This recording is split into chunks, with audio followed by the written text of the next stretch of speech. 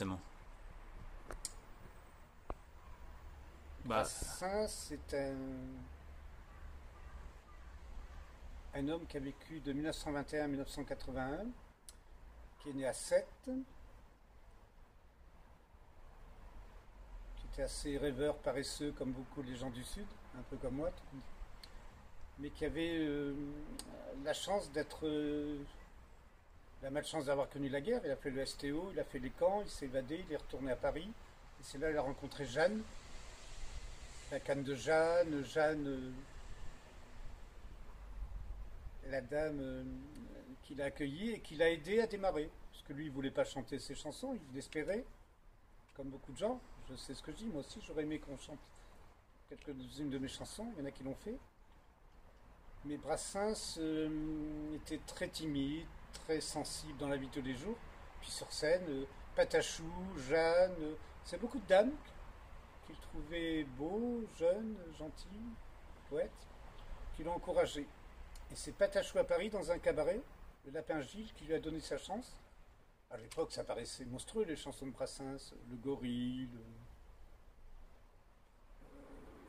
Il était contre la guerre, contre la dureté de ce monde, ce qu'on disait un peu amour anarchie de l'époque. Il faut resituer à l'époque, maintenant c'est plus du tout le même mot, le même monde.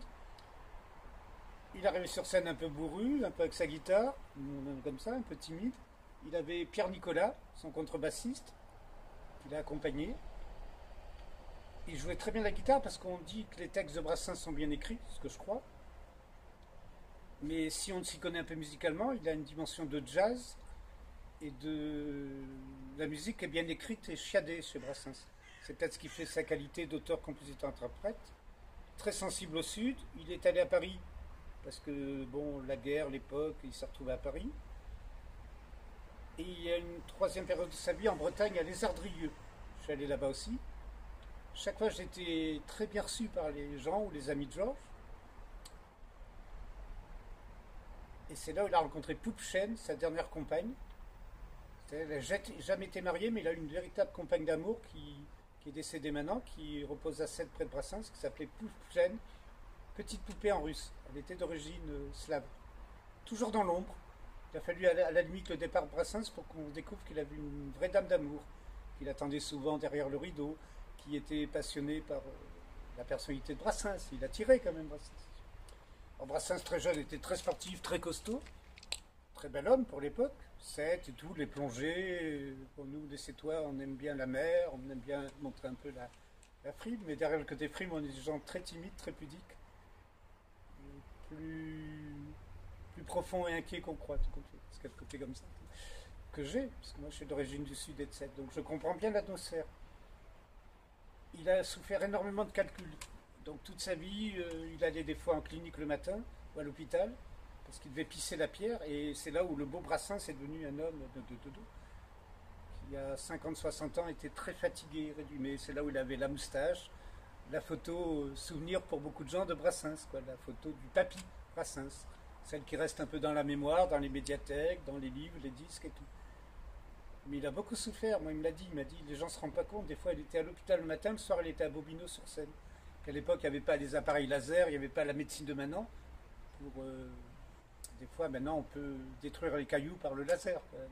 Qu'à l'époque, ben non, il fallait vraiment sortir la pierre. Et il est devenu très très fatigué. Mais il se plaignait pas tant que ça, puisque jusqu'au bout il a été quand même un peu sur scène, un peu en humour amitié.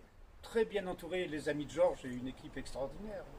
Raymond DeVos, René Fallet, tellement, tellement de gens. Pierre Nicolas, son contrebassiste. Il a eu un deuxième guitariste dans la deuxième partie de sa vie qui existe toujours, qui s'appelle Joël,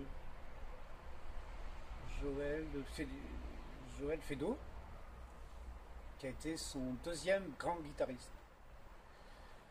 Et tous ceux qui l'ont approché maintenant font ou des petits montages, ou des moments de mémoire, ou d'amitié dans les derniers petits lieux, maison de jeunes, maison de vieux, maison d'on ne sait plus quoi, mais il y a encore l'esprit des amis de Georges. Georges Moustaki, qui était très très sensible à l'œuvre de Brassens et qui s'est fait appeler Georges, alors que son vrai prénom c'est Joseph Moustaki, et qui a fait des chansons, les amis de Georges, Georges on t'oubliera jamais. Moustaki aussi vient de partir, et pour moi c'est un ami de Georges vraiment. Donc il a influencé, en le faisant exprès, sans le faire exprès, toute une époque de ce qu'on appelait, nous, dans les cabarets, dans les petits cafés-théâtres, les poètes-chanteurs. Il y en a qui se revendiquent les amis de Georges, là encore. Pour moi, c'est pas un gars. Les copains d'abord, c'est toute éternité. Et à 60 ans, il a eu une crise terrible encore de douleur. Il a cru